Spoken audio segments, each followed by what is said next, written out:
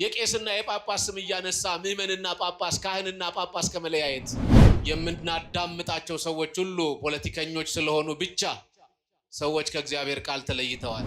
ምትሄዱ ወይም ንቅል ብላችሁ ውጡና ሄዱ። ምትሰሙ ደግሞ ቁጭ ብላችሁ ስሙ። የክርስቶስ መነሳት ነው ቤተክርስቲያኒቱን ሕያው ያደረጋል። በሽርሽር የእግዚአብሔርን ቤተ መቅደስ አታፍርሱት። ክርስቶስ ባይነሳ ለቅዱስ ጳውሎስ ስብከታችን ከንቱ ነው። ትንሣኤ እንጀራ አይደለም፣ ትንሣኤ ዳቦ አይደለም፣ ትንሣኤ ስጋ መብላት አይደለም። ትንሣኤ ማለት ክርስቲያኖች ክርስቶስን ማግኘት ነው። ትንሣኤ ማለት ከክርስቶስ ጋር መኖር ነው። ትንሣኤ ማለት የክርስቶስን ሞትና ትንሣኤ መረዳትና ከሱ ጋር ለዘላለም መኖር ነው። መንፈሳዊ ሕይወታችን ልምምድ አይደለም፣ ክርስትናችን ልምምድ አይደለም። እንዴት ነው ሰዎች ክርስቶስን አታውቁም ሲሏችሁ አናውቀውም ነው ሳናውቀው ኖሮናል የምትሉት? ወደድንም ጠላንም ትናንትና ሩጠን መተን ጉልበት ስመን መስቀል በምንሳለመው ልክ እየተሳለምን አይደለም።